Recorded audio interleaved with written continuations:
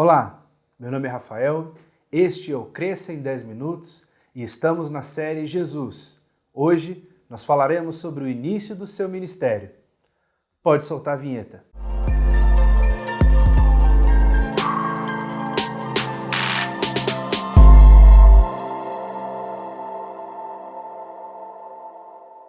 Agnus Dei, que tollis peccata mundi.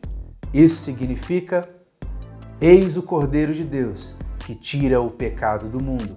Falaremos sobre o início do ministério de Jesus, mas antes de falarmos dele, é necessário falarmos de um outro personagem primeiro, João Batista. João passou boa parte da sua vida no deserto e por volta dos 30 anos começou a pregar um batismo de arrependimento, dizendo: quem pode livrar vocês da ira vindoura? Se arrependam. Ali, João pregava sobre esse arrependimento e praticava um batismo com água e dizia: eu batizo com água, mas virá alguém depois de mim que vai batizar vocês com o Espírito Santo e com fogo, e eu não sou digno de desamarrar as suas sandálias. Ali, neste momento, todos maravilhados com as coisas que João dizia, perguntavam se ele era Elias ou se era algum profeta, mas ele dizia: não, eu sou a voz que clama no deserto.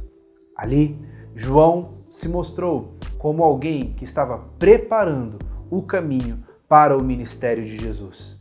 Enquanto pregava, Jesus chega para ser batizado e João Batista declara: eis o Cordeiro de Deus, que tira o pecado do mundo. Mas Jesus vai até ele para ser batizado. João, nesse momento, se recusa inicialmente, dizendo que era Jesus que deveria batizá-lo. Mas Jesus responde, conforme o Evangelho de Mateus: você vai me batizar para que se cumpra toda a justiça. Nesse momento, depois do seu batismo, João vê o Espírito Santo vir sobre o Senhor Jesus como uma pomba. E neste momento, os céus se abrem e eles escutam uma voz dizendo: este é o meu Filho amado, em quem tenho prazer. Neste momento, no batismo, podemos ver toda a Trindade em ação. Senhor Jesus, depois do batismo, o Espírito Santo vindo sobre ele e a palavra de Deus Pai dizendo que verdadeiramente aquele era o seu Filho amado, em quem ele tinha prazer. Neste momento, Jesus começa o seu ministério. Depois desse batismo, a Bíblia nos conta que Jesus é levado ao deserto para ser tentado e ali jejua por 40 dias e 40 noites e depois disso teve fome. Naquele momento, o diabo aparece para poder tentá-lo e ele o tenta de 3 formas diferentes. Em primeiro lugar, o tentador diz: se você é filho de Deus, transforme estas pedras em pães. Ali, o que o tentador queria era fazer com que Jesus utilizasse o seu poder em benefício próprio, mas ele responde com a palavra: nem só de pão viverá o homem, mas de toda a palavra que sai da boca de Deus. Depois, Satanás leva Jesus para o alto do templo e diz: pula, porque a palavra diz que aos teus anjos dará ordem. Mas Jesus não deixaria também que o diabo o tentasse e o enganasse, para que um milagre fosse feito ou para que ele distorcesse a palavra para os seus próprios prazeres ou para o seu próprio benefício.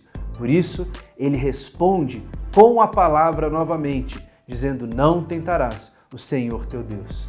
Com isso, nós podemos perceber que o diabo pode utilizar de meias verdades, até mesmo utilizando textos bíblicos para nos fazer tropeçar.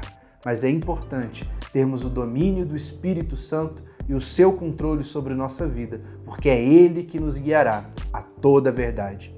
Depois disso, Satanás leva Jesus a um ponto muito alto, onde todos os reinos da terra são mostrados. E ele diz: tudo isso te darei, se prostrado você me adorar. Mas ali, Jesus também não faria nenhum tipo de concessão para Satanás, para a sua obra. Por isso, ele responde: adorarás somente ao Senhor e somente a Ele prestarás culto.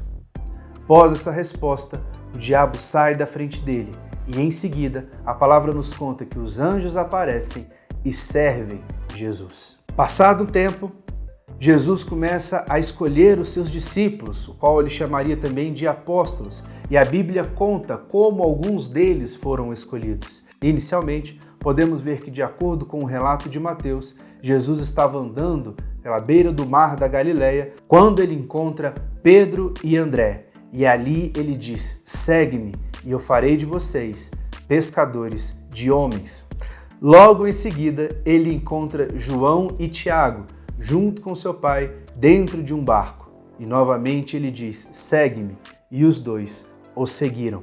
De acordo com o Evangelho de João, Jesus encontra Filipe e diz: "Segue-me." Após aceitar o chamado de Jesus, Filipe vai até Natanael, chamado também de Bartolomeu, e diz a ele: "Nós encontramos aquele que nós temos procurado." Mas Bartolomeu responde: "Por acaso pode vir alguma coisa boa de Nazaré?"